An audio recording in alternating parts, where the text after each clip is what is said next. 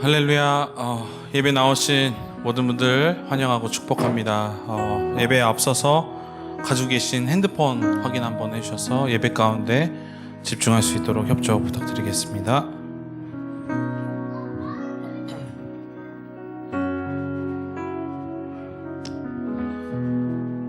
그럼 기도하심으로 예배 가운데로 나아가도록 하겠습니다. 기도하겠습니다. 살아계신 하나님 아버지 감사합니다. 우리에게 이날을 허락하시고 또 새날을 허락하시고 우리에게 믿음을 허락하셔서 예배 드릴 수 있는 예배자로 설 수 있게 은혜 주심에 감사를 드립니다. 모든 것이 주의 은혜임을 우리가 이 자리에서 선포하고 나아가오니 이 예배를 하나님께서만 주관하시고 주님께서만 받으시는 예배 될 수 있게 성령님께서 인도하여 주시옵소서. 모든 예배 중간중간 처음부터 끝까지 성령님께 주관드리오며 예수 그리스도의 이름으로 기도드렸습니다. 아멘. 그 자리에서 일어나셔서 다 함께 큰 목소리로 찬양하시겠습니다.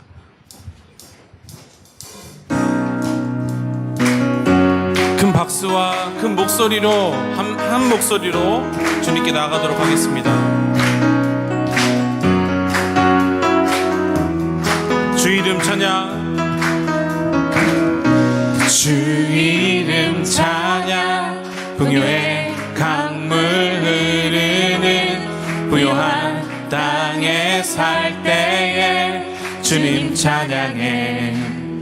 주 이름 찬양, 주 이름 찬양, 거칠은 강야와 같은 인생길 걸어갈 때도 주님 찬양해. 아멘.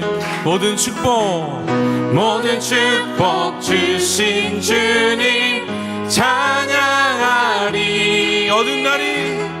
어두운 날이 다가와도 나 왜 주의 이름을 찬양해.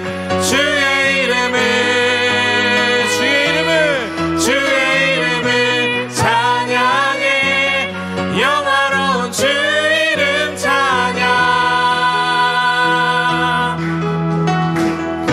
주 이름 찬양. 햇살이 나를 비추고 만물이 새롭게 될 때 주님 찬양해. 주 이름 찬양해. 주 이름 찬양. 가는 길 험할지라도 고통이 다를지라도 주님 찬양해. 모든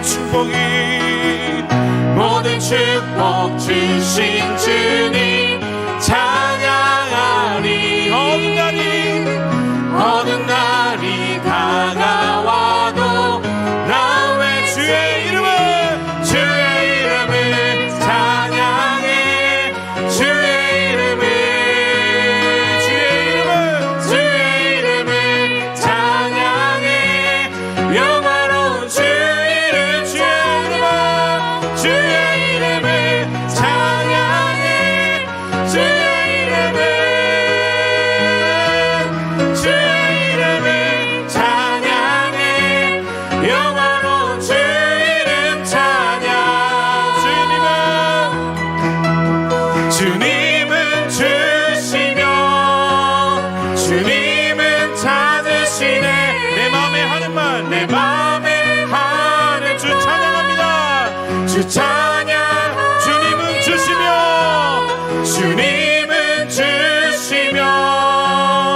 주님은 찾으시네. 내 마음에 하는 말, 주 찬양합니다. 주의 이름을 찬양해. 주의 이름을 찬양해. 영화로운 주 이름 찬양. 주의 이름을 찬양해. 주의 이름을 찬양해. 영화로운 주 이름 찬양. 할렐루야. 주님께 영광의 박수 올려드리겠습니다. 아멘. 그 자리에 앉으시면서 고백하심으로 나가겠습니다.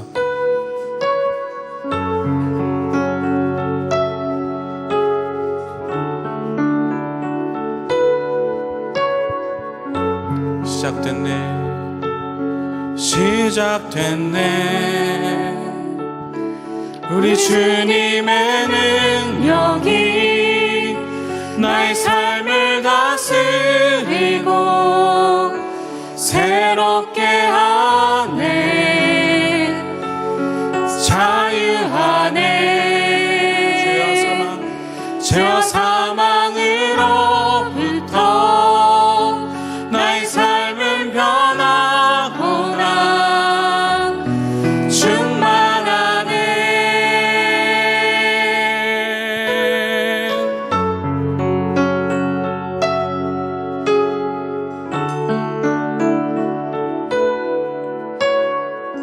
시작됐네. 시작됐네. 우리 주님의 능력이 나의 삶을 다스리고 새롭게 하네. 자유하네. 자유하네. 죄와 사망으로부터 나의 삶은 변하구나. 충만한 은혜로다. 은혜로다. 주의 은혜. 한량없는 주의 은혜. 은혜로다.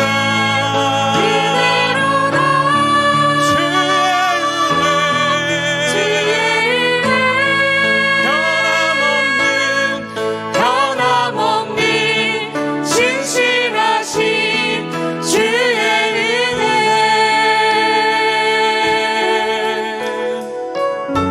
아멘.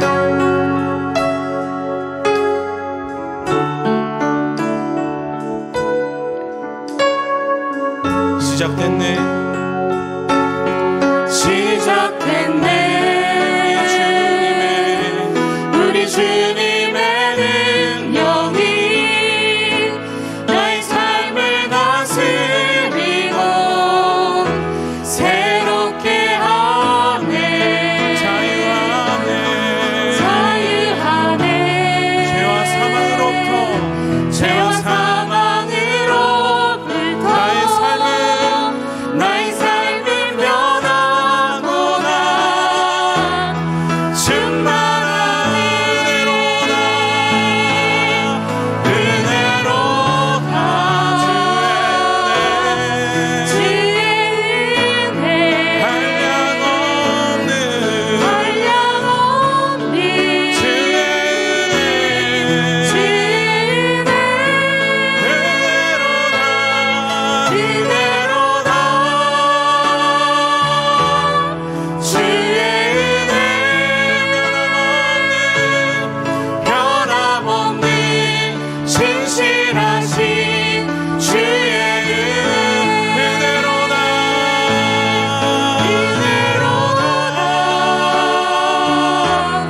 주의 은혜.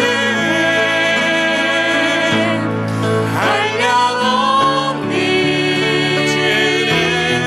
주의 은혜. 은혜로다.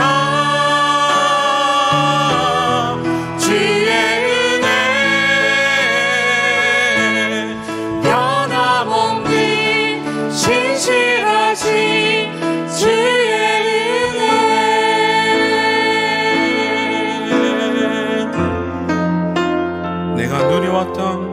내가 누려왔던 모든 것들이 내가 지나왔던 모든 시간이 내가 걸어왔던 모든 순간이 당연한 것 아니요. 당연한 것 아니라 은혜였어. 이 아침 해가 뜨고 저녁에 노을 봄의 꽃향기와 가을의 열매 변하는 계절에 변하는 계절의 모든 순간이 당연한 것 아니라 은혜였어. 모든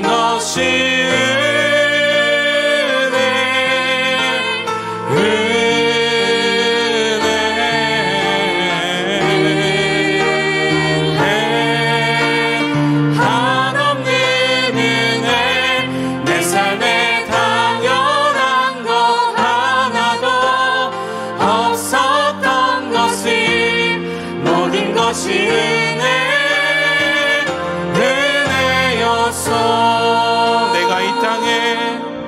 내가 이 땅에 태어나 사는 것, 어린아이 시절과 지금까지 숨을 쉬며 살며 꿈을 꾸는 삶, 당연한 건 아닙니다. 당연한 것 아니라 은혜였어. 내가 하나님의 자녀로 살며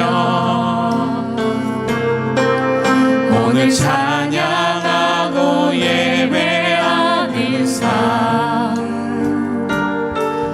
복음을 전할 수 있는 축복이 당연한 건 아니요.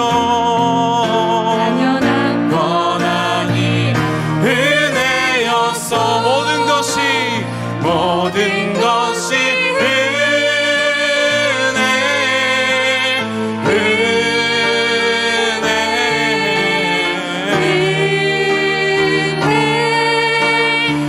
한없는 은혜, 내 삶에 당연한 것 하나도 없었던 것을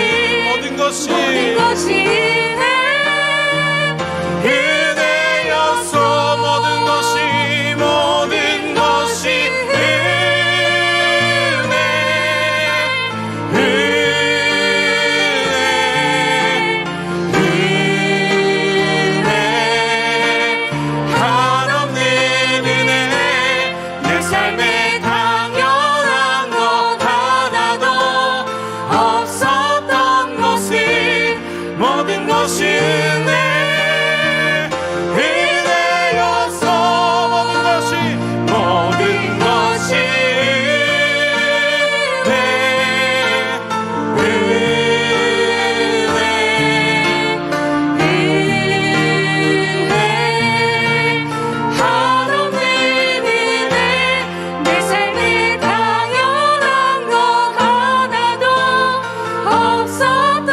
것이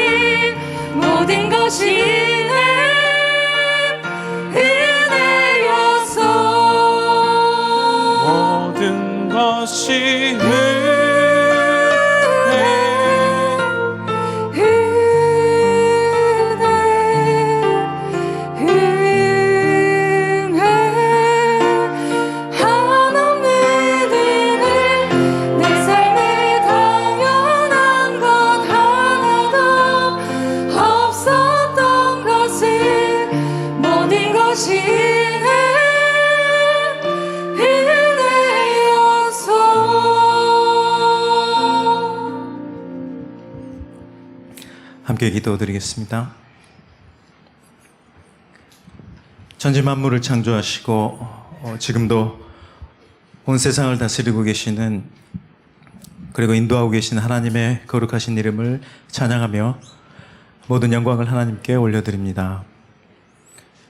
오늘도 거룩한 주일을 허락하여 주시고 하나님 앞으로 나아갈 수 있는 예수 그리스도의 십자가의 보혈의 은혜를 기억하며 전심으로 감사와 찬송을 올려드립니다. 이 시간 오프라인과 온라인을 통해 예배를 드리는 오사카 오누리 교회의 모든 성도가 구원하심이 보좌에 앉으신 우리 하나님과 어린 양께 있음을 고백하며 나아갑니다. 지금 이 시간 이곳에 성령님께서 임재하고 운행하셔서 우리의 예배가 주님이 기뻐하시는 향기로운 제사가 되게 하여 주옵소서. 「 주님, 지금까지 코로나19 팬데믹으로 인해 우리는 많은 것을 깨닫게 되었습니다. 이 세상의 것은 절대적 의지의 대상이 아니며 영원히 지속되는 것이 아님을 다시금 깨닫습니다. 절대로 변하지 않는 하나님만이 우리의 유일한 희망이요 구원의 생명이 되시며 가장 큰 능력이 되심을 깨닫고 그 하나님의 자녀됨이 무엇보다 큰 은혜인지 다시금 알게 하시니 감사를 드립니다. 하루하루 세상을 살아가는 동안 하나님 위의 것에 정신과 마음을 빼앗긴 저희들의 연약함을 고백하며 이 시간 자복하고 통회하는 마음으로 십자가 앞으로 나아갑니다.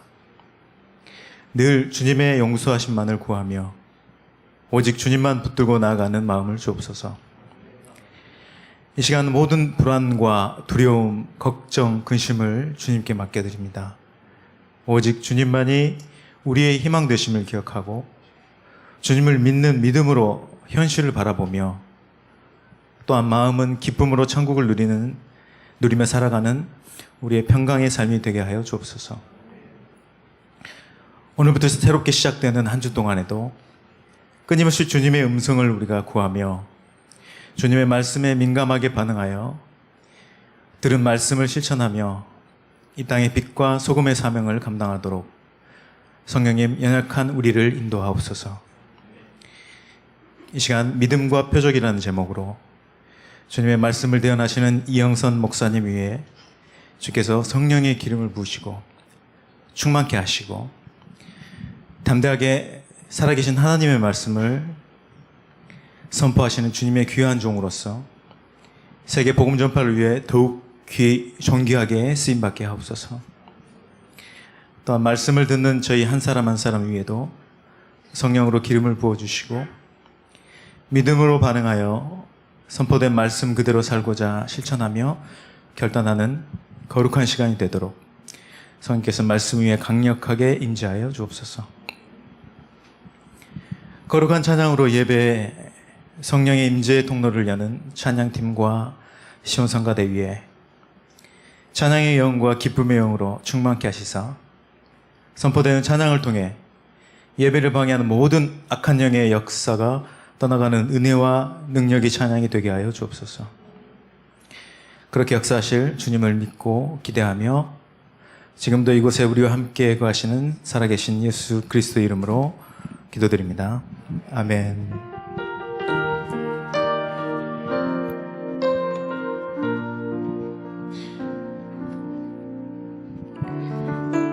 시간 주일 2시 예배에 나오신 한 분 한 분들을 축복하며 환영합니다. 우리 옆에 사람에게 손을 내밀어서 함께 축복하기를 원합니다. 평화 하나님의 평화가 평화 하나님의 평강이 당신의 삶에 넘쳐나기를 평화 하나님의 평강이 당신의 삶에 가득하기를 축복합니다. 네, 축복하고 환영합니다. 광고 말씀드리겠습니다. 오늘은 경로 주일입니다. 경로의 날을 맞이하신 분들을 주님의 이름으로 축복합니다. 또 세례식이 다음 주 9월 25일 세례식이 있습니다. 주일 예배 시 9시 예배 때는 와다 나오토상, 후지오카 다이스케상, 그리고 11시 예배 때 아오키 시오리상, 김민지, 이준경, 니시다, 세호군, 그 다음에 10월 2일 주일은 청년부 예배 때 김명진 청년이 세례를 받게 됩니다.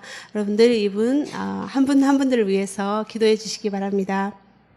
10월 생명의 삶이 발간되었습니다. 본문 말씀 창세기입니다. 일본어는 와 있고 한국어는 다음 주에 도착 예정입니다.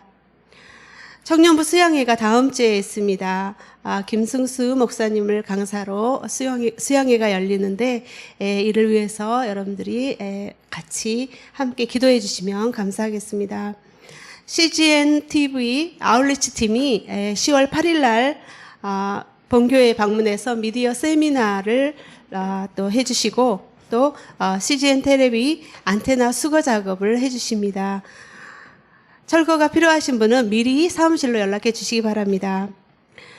엘룰로이 아동보호시설의 아이들과 또 아키타 아울리치를 위해서 바자가 10월 중에 있습니다. 바자에 필요한 자파나 또 구두, 가방 등 사용하지 않은 물품, 쓸 수 있는 물건입니다. 있다면 헌품해 주시면 감사하겠습니다. 새 옷은 괜찮은데 중고 옷은 받지 않는다고 합니다. 많은 협조를 부탁드립니다. 그다음에 교회 일정입니다. 9월 20일 화요일과 또 9월 23일 금요일은 사무실 휴무입니다. 그리고 새벽 예배 9월 23일 금요일 예배는 통상대로 드리게 됩니다. 이 시간에는 하나님의 주신 말씀 봉독하겠습니다. 오늘 말씀은 마태복음 16장 1절부터 12절 말씀입니다. 바리새파 사람들과 사두개파 사람들이 예수께 와서 시험하기 위해 하늘에서 오는 표적을 보여달라고 요청했습니다. 예수께서 대답하셨습니다. 너희는 저녁에 하늘이 붉으면 내일은 날씨가 좋겠구나 하고 아침에 하늘이 붉고 흐리면 비가 오겠구나 예측한다. 너희가 하늘의 징조는 분간할 줄 알면서 시대의 표적은 분간하지 못하느냐. 악하고 음란한 세대가 표적을 찾지만 요나의 표적 말고는 아무것도 받지 못할 것이다. 그리고 예수께서는 그들을 떠나가셨습니다. 제자들은 호수 건너편으로 갔는데 그들이 빵을 가져오는 것을 잊었습니다. 예수께서 말씀하셨습니다. 조심하라. 바리새파 사람들과 사두개파 사람들의 누룩을 주의하라. 그들은 자기들끼리 우리가 빵을 두고 와서 하시는 말씀인가 보다 하며 수군거렸습니다. 예수께서는 그들이 수군거리는 것을 알고 물으셨습니다. 너희 믿음이 적은 자들아, 왜 빵이 없는 것을 두고 말하느냐? 너희가 아직도 깨닫지 못하느냐? 빵 5개로 5,000명을 먹이고 몇 바구니나 모았는지 기억나지 않느냐? 빵 7개로 4,000명을 먹이고 몇 바구니나 모았느냐? 내가 빵을 두고 말하는 것이 아님을 너희는 어찌 깨닫지 못하느냐? 바리새파 사람들과 사두개파 사람들의 누룩을 주의하라. 그때서야 그들은 빵의 누룩이 아니라 바리새파 사람들과 사두개파 사람들의 가르침에 대해 주의하라고 하시는 예수의 말씀을 알아차렸습니다. 아멘. 시간에는 성가대의 찬양이 있은 후에 이영서 목사님께서 믿음과 표적이라는 제목으로 하나님의 말씀을 전해주시겠습니다.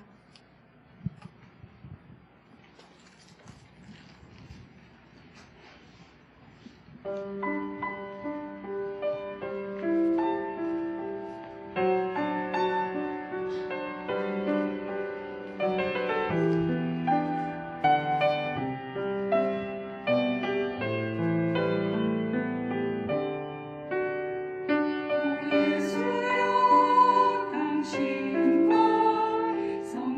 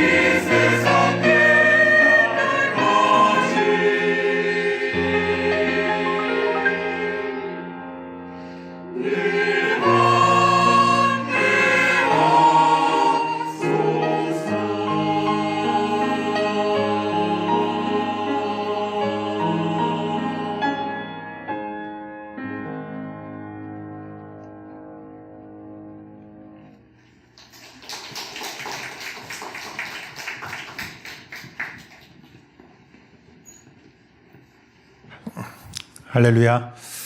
오늘은 이 시간에 우리의 인생의 선배이신 분들을 존경하고 축복하며 같이 기도하는 시간을 가졌으면 좋겠습니다.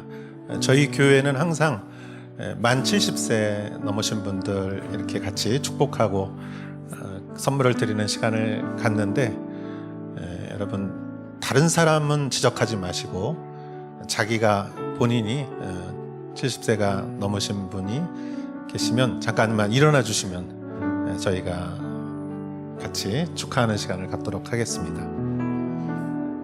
네, 우리 박수로 선물을 준비했습니다.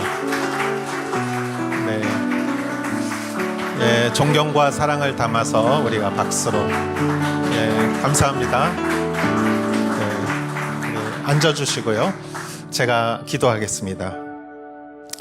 하나님, 오늘 우리가 우리 인생의 선배 되신 분들을 사랑과 존경과 축복의 마음으로 같이 기도를 드립니다.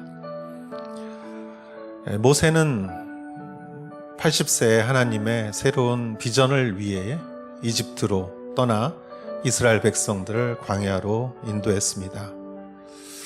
그의 눈은 흐리지 않았고 그 기력은 쇠하지 않도록 하나님께서 그를 축복하셨고, 아브라함은 75세에 하나님의 새로운 꿈과 비전을 가지고 팔레스타인 땅으로 갔습니다. 믿음의 민족 이스라엘을 세웠고, 또 갈렙은 노년에 이 산지를 나에게 주소서라고 영적 싸움을 싸웠습니다. 그렇습니다. 성경의 많은 믿음의 선배들은 그 나이에 관계없이 하나님께 귀하게 쓰임받았고, 오히려 나이가 많을수록 하나님께 크게 쓰임받은 것을 보았습니다. 우리 인생의 선배님들을 우리가 바라보며 사랑과 존경과 축복의 마음으로 오늘 우리가 같이 기도할 때 하나님 한 분 한 분을 축복하시고 건강케 하시고 형통케 하시고 무슨 일을 하든지 하나님 축복하여 주시옵소서. 손과 발과 무릎과 허리와 아버지 하나님 눈과 귀가 항상 건강하게 하시고 하나님 안에서 믿음으로 생활하시는 그 믿음 가운데 하나님께서 항상 우리 교회 안에서 존경과 사랑을 받는 분들이 될 수 있도록 하나님께서 항상 함께하여 주시옵소서.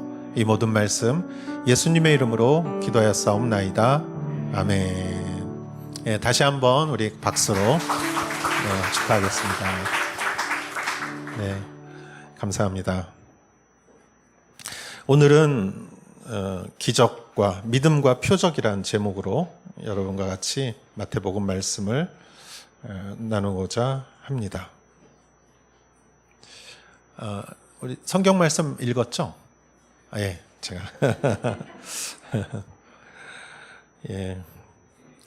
우리들이 자동차를 새로 샀는데 열쇠가 없다고 생각하면 난감한 일이죠. 잘 어디서 잊어버린 게 아니라 열쇠도 없고 보조 열쇠도 없고 완전히 어디론가 사라져 버렸어요. 그러면은 이 자동차를 사용할 수가 없겠죠. 믿음도 동일하다고 생각합니다. 하나님께서 주신 우리의 구원과 성장과 봉사와 모든 것들 가운데 믿음이 바로 열쇠가 아닌가 생각합니다. 오늘 성경 말씀을 보면 그 유대 지도자들, 바리새파 사람들, 사두개파 사람들은 그 사람들은 예수님의 표적을 보았음에도 불구하고 그것을 마음에 담거나 그것으로 무언가를 깨닫지 못했던 것이죠. 그들은 믿음이 없었기 때문입니다. 오늘은 우리가 믿음이 얼마나 중요한지 그 믿음에 대해서 성경이 우리에게 말해주고 있다고 생각합니다. 오늘 이 시간을 통해서 여러분 가운데 또 지혜와 은혜와 축복이 함께하기를 주의 이름으로 축원합니다. 1절을 보면 이렇게 오늘 말씀은 시작됩니다. 바리새파 사람들과 사두개파 사람들이 예수께 와서 시험하기 위해 하늘에서 오는 표적을 보여달라고 요청했습니다. 지금 여러분 우리가 마태복음 16장을 보고 있는데 마태복음 16장 이전에 15장, 14장, 13장을 보면은 예수님께서 특별히 북쪽 갈릴리 지방과 그 위에 이방 지역을 다니시면서 이 부분만큼 기적을 많이 행하시는 시기도 없어요. 병자를 고치시고 그것도 각종 병 걸린 사람들이 예수님 앞에 찾아왔을 때 예수님은 병자를 고쳐셨어요. 그 말씀이 성경에 나오죠. 그리고 귀신을 쫓으시고 또 5,000명을 먹이시고 오병이어로 또 4,000명을 먹이시고 이러한 기적의 연속이었는데 이 바리새파 사람들과 사두개파 사람들은 하늘에서 오는 표적을 보여달라고 얘기를 하고 있는 것이죠. 그렇게 보여줬는데도 또 보여달라고 하는 것입니다. 마치 밑 빠진 독에 물 붓기와 같은 것이죠. 항아리에 밑에 구멍이 나 있으면 아무리 물을 부어도 물을 채울 수가 없듯이 이 유대인들 지도자들은 아무리 기적을 보아도 그들은 그것을 마음에 채우지 못했습니다. 왜 이런 현상이 일어났을까? 성경은 이렇게 말하고 있습니다. 2절부터 4절을 보겠습니다. 예수께서 대답하셨습니다. 너희는 저녁에 하늘이 붉으면 내일은 날씨가 좋겠구나 하고 아침에 하늘이 붉고 흐리면 비가 오겠구나 예측한다. 너희가 하늘의 징조는 분간할 줄 알면서 시대의 표적은 분간하지 못하느냐. 악하고 음란한 세대가 표적을 찾지만 요나의 표적 말고는 아무것도 받지 못할 것이다. 그리고 예수께서는 그들을 떠나가셨습니다. 한마디로 하늘의 날씨를 예측하는 것은 어려운 일이 아니다 이거예요. 하늘이 붉으면 내일은 날씨가 좋겠구나. 또 아침에 하늘이 붉으면 오늘은 좀 비가 오겠구나. 이렇게 예상하는 것, 분별하는 것은 어려운 일이 아닙니다. 또 허리 아픈 사람들은 비가 오려나 이렇게 허리가 느껴요. 그래서 빨래를 빨리 걷습니다. 하늘의 날씨를 분간하는 것은 어려운 일이 아닙니다. 그리고 동일하게 예수님께서 시대의 표적을 분간하는 것도 어려운 일은 아닙니다.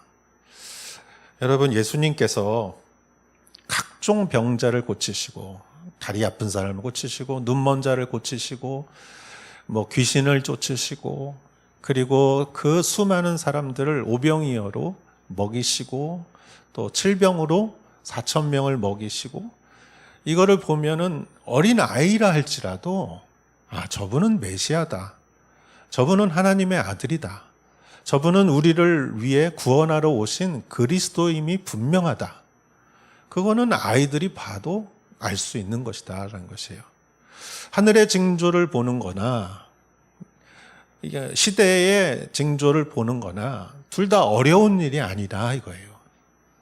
예수님께서는 그렇게 말씀하시면서 악하고 음란한 세대가 표적을 찾지만 이렇게 말씀하십니다. 그렇다면 왜 유대인들은 그 지도자들, 바리새인들, 사두개 사람들은 왜 그것을 보고도 예수님을 감시하러 하기 위해서 파견된 사람들인데 이것들을 다 보았을 텐데 보고 들은 것을 마음속으로 담는 데는 30cm밖에 거리가 없는데 왜 그것을 못했을까? 그리고 왜 또 보여달라고 할까? 왜 표적을 보여달라고 할까? 그 이유는 4절에 있습니다. 악하고 음란한 세대이기 때문입니다. 악하고 음란한 세대.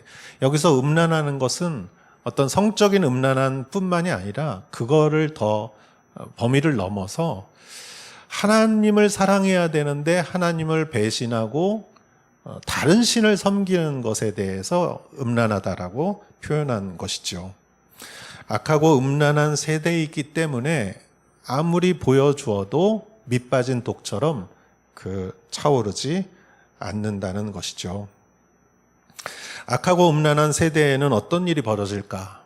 이것을 묵상하면서 1994년에 아프리카 르완다라는 곳에서 일어났던 그 학살을 생각하게 되었습니다. 1994년 후투족이 투치족을 100일간 50만 명 이상을 학살했습니다. 그 당시 그 영상이 뉴스에 나왔어요. 수많은 무고한 백성들을, 양민들을 살해하고 교회로 도망간 사람들을 그 안에서도 학살하는 이러한 일들이 있었습니다. 그리고 그 이후에 그 내전이 끝나고 나서 그 르완다에서는 화해를 위한 그러한 국민적인 운동이 일어났어요. 가해자와 피해자가 만나서 내가 무엇을 잘못했고 또 내가 어떤 피해를 입었고 그러면서 이렇게 용서를 구하고 용서를 하는 그러한 일들이 그 나라에서 일어났습니다. 제가 그걸 또 뉴스를 보면서 참 아프리카 사람들은 참 순수하다 그러면서 굉장히 감동한 적이 있었어요. 그런데 그때 가해를 했던 사람들은 한결같이 내가 왜 그때 그랬는지 모르겠다. 내가 어떻게 지금 같으면 내가 그럴 수가 없는데 조금 민족은 다르다고 하지만 같은 나라 사람이잖아요. 어떻게 내가 그럴 수 있었을까? 그렇게 말하는 것을 보았습니다. 여러분 왜 그랬을까요? 그거는 악하고 음란한 세대이기 때문이에요. 그들은 잘못된 소문과 그 소문으로 인한 증오심과 그 증오심으로 인한 집단적 광기가 그들을 그렇게 살인자로 만들었습니다. 이거는 비록 그 시대와 르완다에만 있었던 일이 아닙니다. 세계의 모든 역사에 전쟁이 일어나고 또한 많은 차별과 학살과 핍박이 일어나는 모든 일들에는 되게 비슷한 현상이 벌어집니다. 악하고 음란한 세대의 그 죄악이 사람들을 변화시키는 것이죠. 그래서 그들 안에 있는 선한 마음을 사단이 다 빼앗아 버린 거예요. 그들 안에 있는 진리와 그러한 순전한 마음과 믿음과 소망과 사랑과 같은 그러한 중요한 덕목은 그 밑빠진 독에 구멍으로 다 빠져버리고 오히려 악하고 잔혹하고 자기중심과 교만과 이기심만이 그들 마음에 남아 있었기 때문에 스스로도 이해하지 못하는 그러한 악한 행위를 하게 된 것이죠. 이것은 머리가 똑똑하다고 예외가 있는 것은 아닙니다. 그래서 정말 이러한 일들이 이 역사 속에서 일어났고 지혜가 있고 지식이 있지만 이러한 일들에 이용되는 경우가 있었죠.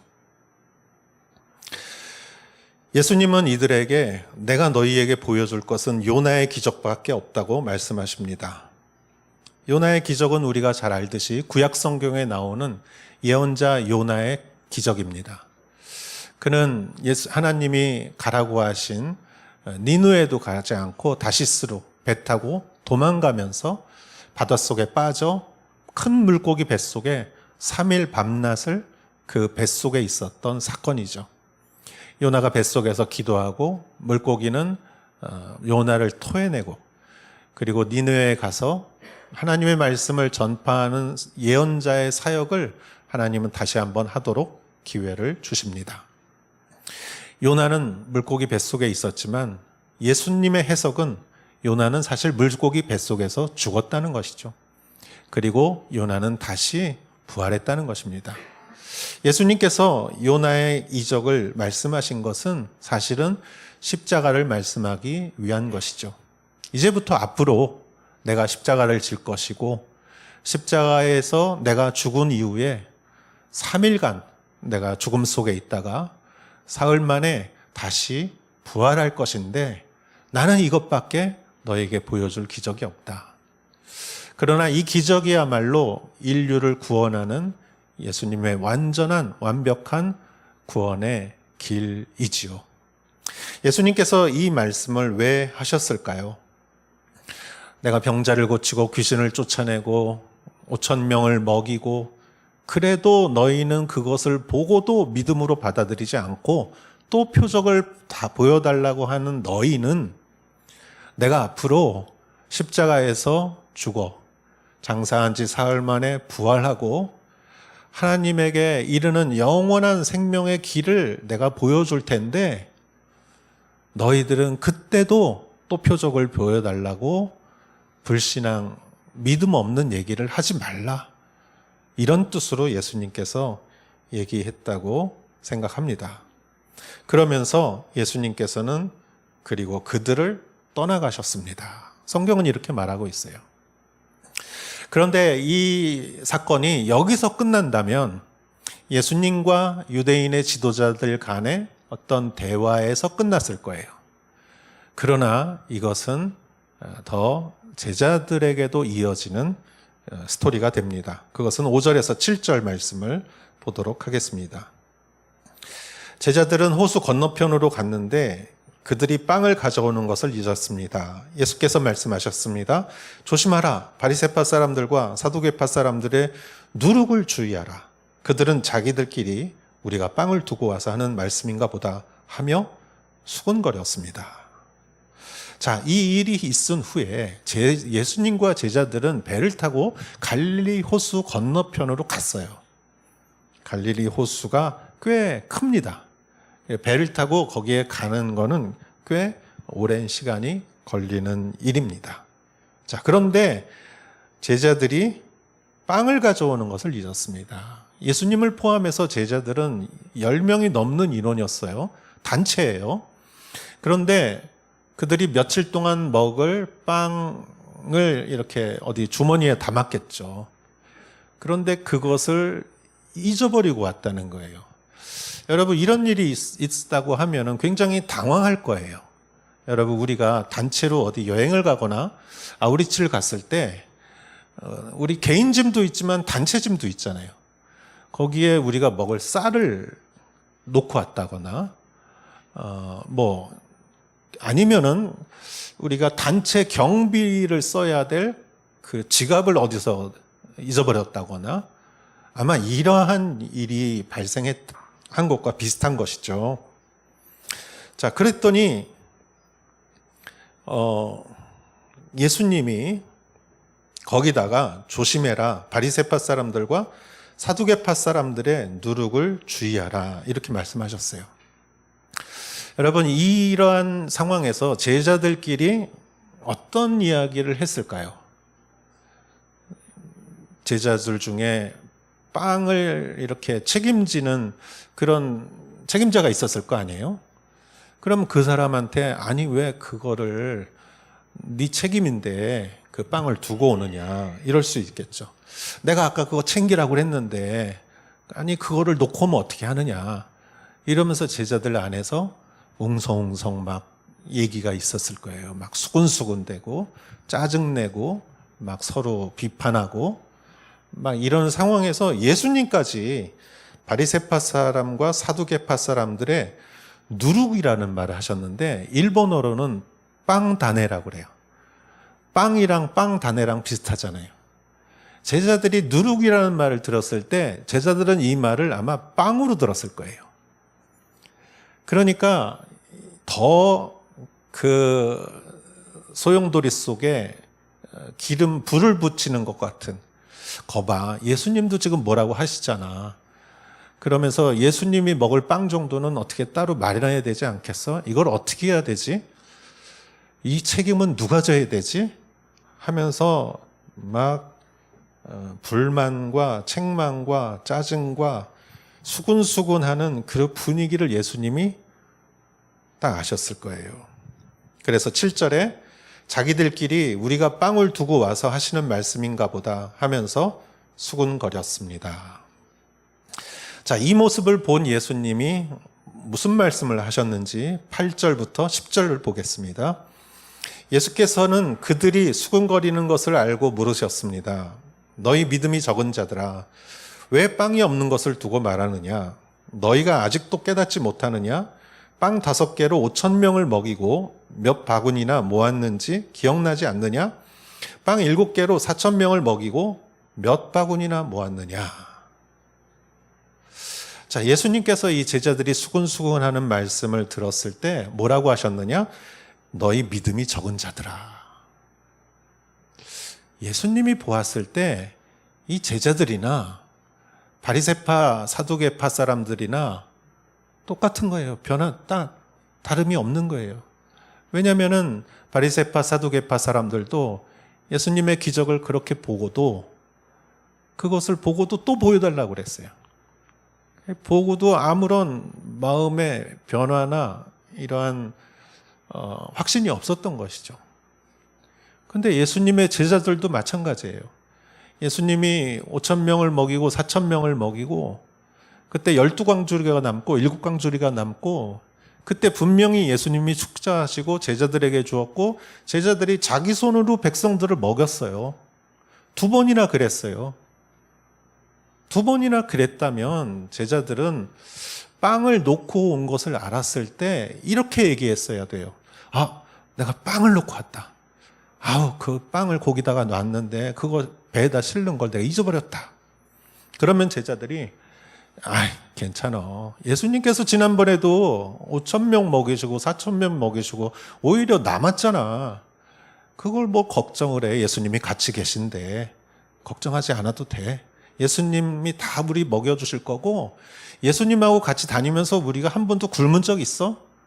건져 마. 걱정하지 마. 우리가 지금 해야 될 일이 뭔지 그것만 집중하자.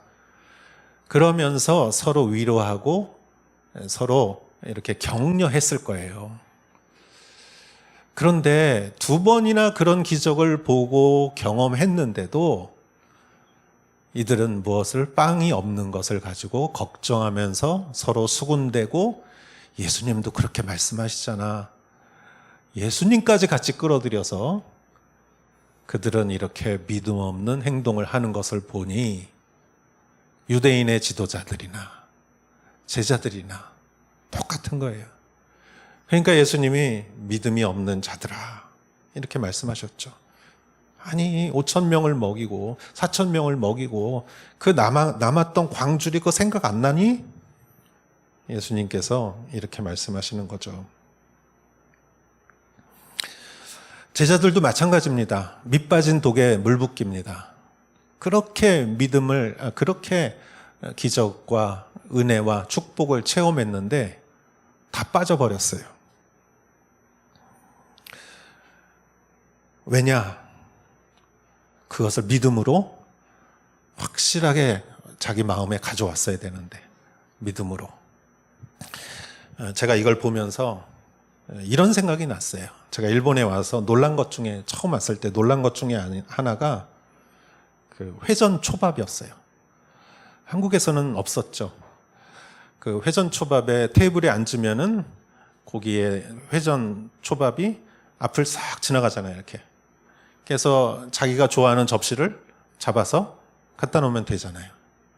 그런데 여러분, 그 초밥이 하루 종일 돌아가도 내가 잡지 않으면은 내게 아니에요. 그죠? 그러나 내가 그걸 잡아서 내 앞에다가 놓으면은 내 거예요. 내 옆에 사람이 내 거 먹지 못해요. 그러나 이 초밥이 이렇게 돌아갈 때는 옆에 사람이건 앞에 사람이건 누구든지 집을 수 있어요. 여러분, 우리가 믿음 생활하면서 하나님이 주시는 은혜와 축복과 기적과 놀라운 모든 일들이 내 인생 속에서 이렇게 지나가는데 그거를 믿음으로 내가 잡고 내 안에 새겨 놓아야 내 것이지 그냥 그거를 바라보기만 하면 다 밑빠진 독처럼 다 빠져버리는 거예요. 그래서 또 은혜 달라고 그러고 또 축복 달라고 그러고 하나도 안 받은 사람처럼 하나도 축복도 은혜도 안 받았던 사람처럼 항상 달라고 하는 유대인의 지도자들과 제자들과 비슷한 것이죠. 여러분, 그것을 믿음으로 잡고 내 것으로 만들어야 되는 것이죠. 그거를 잘한 사람이 예수님의 어머니 마리아예요. 예수님의 어머니 마리아는 그 예수님을 잉태할 때 천사 가브리엘이 와서 축복받은 여인아, 왜 나한테 축복받은 여인아라고 하느냐? 네가 이제 아들을 낳을 것인데 그 이름을 예수라 하라. 내가 아직 결혼도 안 했는데 어떻게 아들을 낳습니까?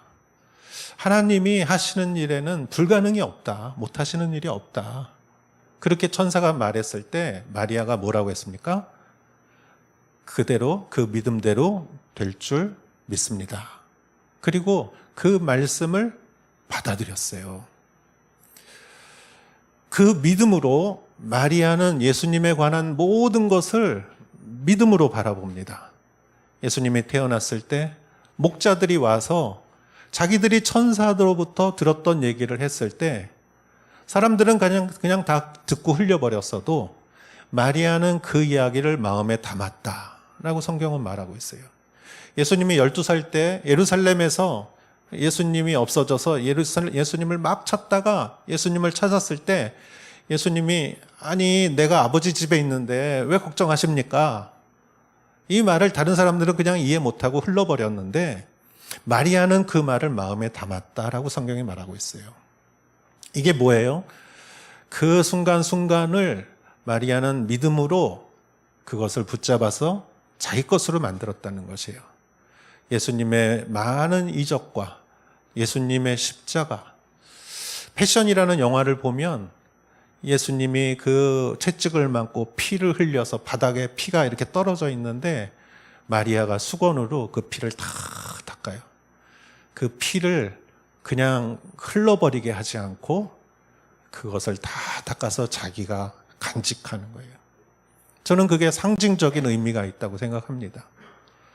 예수님이 십자가 앞에서 돌아가실 때 마리아는 집에 있지 않았어요. 그 죽어가는 아들 앞에 있었어요. 그리고 아들의 모습을 눈으로 보았고 귀로 들었어요. 그리고 예수님이 부활하신 모습과 예수님이 승천하신 모습을 마리아도 저는 보았다고 생각합니다. 여러분, 예수님께서 그리스도시요 메시아라는 것을 이 세상에서 가장 정확하게 증거할 수 있는 사람은 마리아예요. 자기 몸에서 예수님이 낳았고 예수님의 모든 것을 믿음으로 마음에 담고 마지막까지 예수님의 증인이 되었죠. 마리아는 의심할 수가 없어요. 마리아는 어떤 불신앙에 빠질 수가 없어요. 왜냐하면 그렇게 마음의 증거와 확신과 간증이 그 마음에 그렇게 차 있기 때문이죠. 그게 없으면 보아도 또 보여달라고 하고 받아도 또 달라고 하고 제자들도 기적을 2번이나 보고도 빵이 없는 것으로 인해서 걱정하고 이러한 것이 인간의 연약한 신앙의 모습이라는 것이죠. 믿음이 없으면 내 앞에서 일어났던 모든 부흥도 기적도 은혜도 축복도 그냥 그때뿐이지 사라져 버립니다. 오늘 아마 예수님이 여기 오셔도 우리가 못 알아볼 수도 있습니다. 믿음이 없으면 그게 은혜인지도 모르지요. 우리가 아까 찬양할 때 내가 걸어왔던 모든 것들이 은혜라고 말할 수 있는 것은 믿음이 있기 때문이죠. 믿음이 열쇠이고 믿음이 생명입니다. 그렇다면 여러분, 우리는 왜 믿음을 빼앗길까요? 왜 믿음을 빼앗기고 그리고 악하고 음란한 세대와 같이 우리 안에 선한 것을 인간이 다 잊어버리고 그렇게 내가 생각하지도 못한 불신앙 속에 빠져들까요? 그것은 잘못된 가르침 때문입니다. 11절에서 12절에 이렇게 적혀져 있습니다. 내가 빵을 두고 말하는 것이 아님을 너희는 어찌 깨닫지 못하느냐? 바리새파 사람들과 사두개파 사람들의 누룩을 주의하라. 그때야 그들은 빵의 누룩이 아니라 바리새파 사람들과 사두개파 사람들의 가르침에 대해 주의하라고 하시는 예수의 말씀을 알아차렸습니다. 예수님이 누룩이라고 말씀하신 것은 비유이고 사실은 바리새파, 사두개파 사람들의 가르침을 주의하라. 가르침을 누룩에 비유한 것이죠. 그래도 제자들이 바리새인, 사두개인보다 그래도 낫던 것은 그들은 깨달았기 때문이에요. 여기서 그들은 알아차렸다라고 말하고 있습니다. 누룩이란 적은 양으로도 빵을 부풀게 합니다. 가르침이란 그런 것입니다. 잘못된 가르침은 조그만 잘못된 가르침도 우리의 인생을 왜곡시켜 버립니다. 오해하게 하고 편견을 갖게 하고 그리고 정확한 것을 생각하지 못하게 만드는 것이죠. 잘못된 가르침은 위험한 것입니다. 저는 한때 자유주의 신학의 책을 읽은 적이 있었습니다. 자유주의 신학은 하나님의 주권을 무시하고 뭐든지 합리적으로 해석하려고 하는 신학인데 오병이어의 기적을 그 책에서는 이렇게 설명하고 있었습니다. 한 아이가 오병이어를 가져왔을 때 사실 그곳에 있었던 장정 5,000명 그리고 여인과 어린이를 포함한 수많은 사람들은 사실 도시락을 다 갖고 있었다. 그런데 감추고 있었다. 나눠 먹기 싫어서. 없는 사람도 있으니까 꺼내면은 달라고 할 수도 있고 숨겨놨다. 그런데 그 아이가 자기가 갖고 있는 거를 다 예수님에게 바치고 예수님이 그것을 기도하고 간절히 기도하고 축사하니까 사람들이 다 부끄럽고 자기들이 감춘 것이 창피해서 그때서야 도시락을 다 꺼냈다. 그래서 먹고 나니까 12광주리가 남았다. 그러한 책을 본 적이 있습니다. 그러면서 저는 그때 놀랐어요. 이렇게 해석할 수도 있겠구나. 그러면은 기적이 설명되는구나 라고 생각을 했습니다. 그러나 그것은 잘못된 가르침이고 잘못된 가르침은 내 마음에 진리를 빼앗아가는 구멍을 만들어 버립니다. 그러한 책을 읽고 그러한 생각을 하고 있을 때 나도 모르게 내 마음속에 하나님에 대한 믿음과 구원과 영생과 헌신과 십자가와 부활과 성령은 그냥 액세서리처럼 느껴졌습니다. 그냥 없어도 되는데 있으면 더 좋은 그 정도의 신앙의 액세서리로 느껴졌습니다. 그러나 그 시절이 지나고 제 삶에 새로운 성령의 은혜가 있었을 때 저는 십자가의 도는 유대에게는 꺼리끼는 것이요 헬라에게는 어리석은 것이나 그 십자가를 믿는 자에게는 하나님의 능력이란 말씀이 제 마음에 와닿습니다. 십자가의 도를 믿는 사람은 그것이 하나님의 능력이라는 것을 깨달았을 때 내 안에 능력이 없음을 깨달았고 그 자유주의 신학에는 능력이 없음을 깨달았습니다.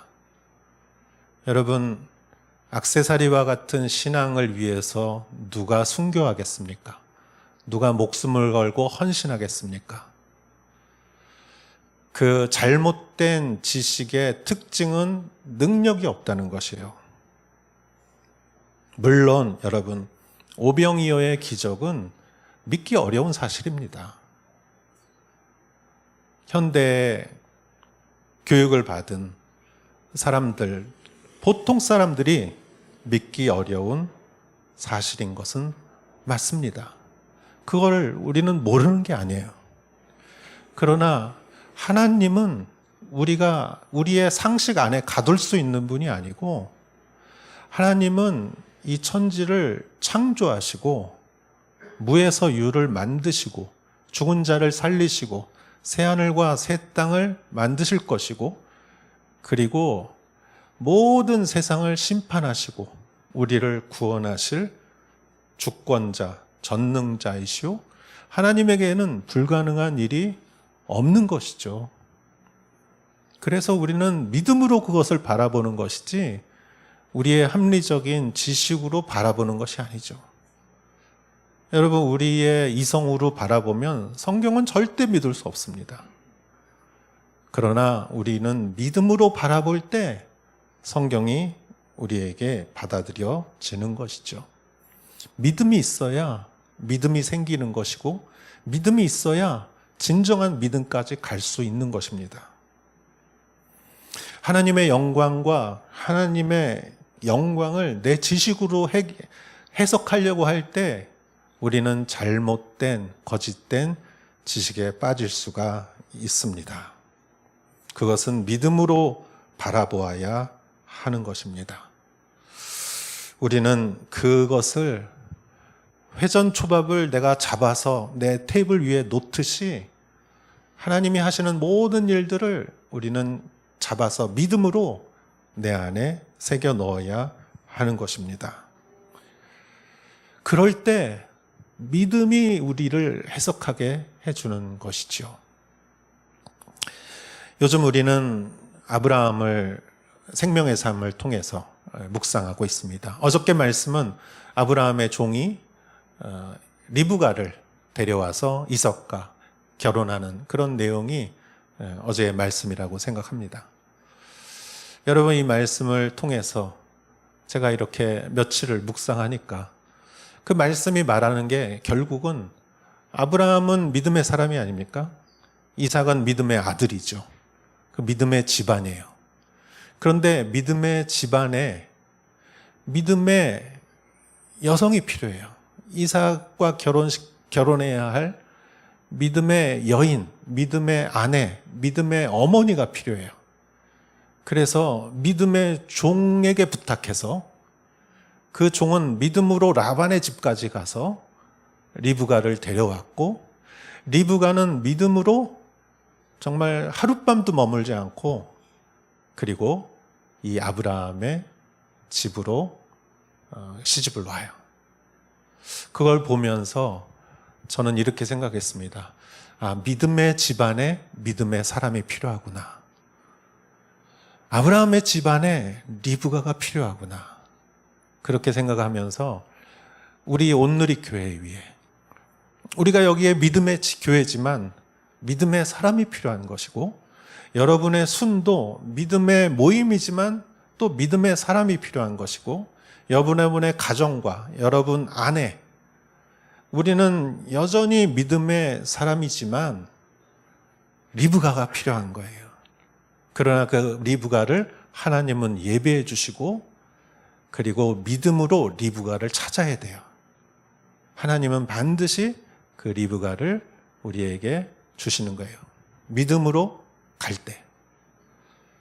그 리브가는 사람일 수도 있고, 어떤 행사일 수도 있고, 어떤 능력일 수도 있고, 어떤 시대의 조류일 수도 있어요. 그래서 우리는 이 말씀을 보면서 우리는 믿음으로 이 말씀을 잡아야 돼요. 이 말씀이 그냥 이렇게 지나가 버리면은 어제 말씀밖에 안 돼요. 회전초밥처럼 지나가 버리는 거예요. 오늘의 말씀을 내가 손으로 잡아서 내 안으로 아멘하고 받아들여야 돼요. 그 말씀을. 어떻게 해요? 하나님, 우리에게 리브가를 주십시오. 여전히 우리는 리브가가 필요합니다. 우리 가정에 리브가가 필요하고, 나에게 리브가가 필요하고, 정말 믿음의 사람과 믿음의 재능과 믿음의 시절과 믿음의 능력과 이런 것들이 필요합니다. 여러분, 그럴 때 이 말씀이 나에게 내 말씀이 되는 것이고, 이 말씀이 나를 강건하게 해주는 것이지, 오병이어의 기적을 그냥 흘려보내고 질병의 기적을 흘려보내면 또 빵이 없을 때 그 믿음이 내 안에 남아있지 않게 되는 것이죠. 여러분, 이러한 믿음의 원리를 우리는 생각하면서 또한 여러분, 하나님이 하시는 일들은 다 순조롭고 축복되고 좋기만 한 것은 아니에요. 어떨 때는 역풍이 불기도 하고 또 태풍이 불기도 하고 우리 인생에 고난처럼 찾아오고 이러한 일들도 그러나 가만히 보면 하나님이 관여하지 않는 일은 하나도 없어요. 그 안에 하나님의 손길이 반드시 있습니다. 그것을 믿음으로 바라보십시오. 믿음으로 붙잡으십시오. 그리고 믿음으로 선포하고 여러분의 것으로 삼으십시오.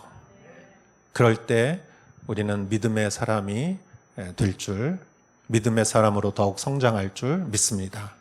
이러한 축복이 여러분 가운데 있기를 축원합니다. 기도하겠습니다. 하나님 아버지, 유대인의 지도자들도 제자들도 보고 보았지만 그것을 믿음으로 자기 것으로 삼지는 못했습니다.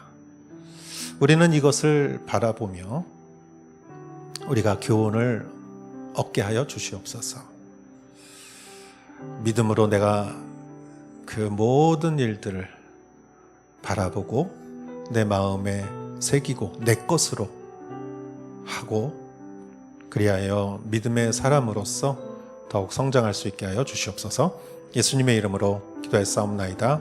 아멘. 우리 같이 일어나셔서 찬송 부르겠습니다.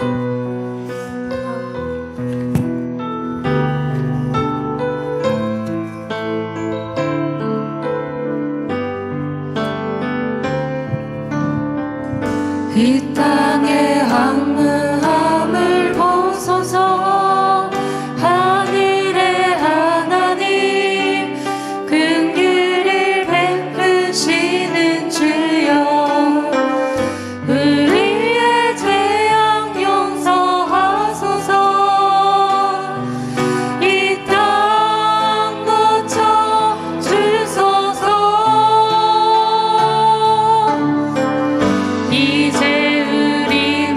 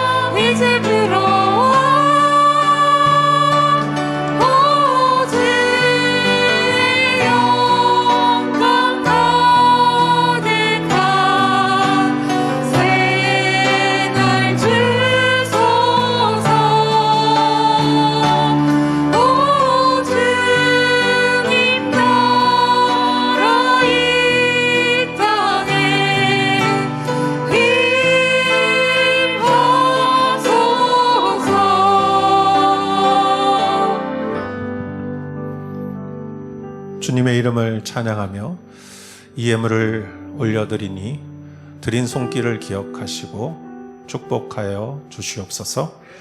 하나님의 나라의 귀한 것들로 우리를 풍성하게 하여 주실 것을 믿고 이제는 우리 주 예수 그리스도의 은혜와 하나님 아버지의 사랑과 성령의 인도하심이 우리 인생에서 보여주신 주님의 많은 은혜와 축복과 또 도우시는 손길을 우리가 믿음으로 그것을 바라보고 내 것으로 만들어가는 사랑하는 성도님들 한 분 한 분 머리 위에 이제로부터 영원토록 함께 하실지어다.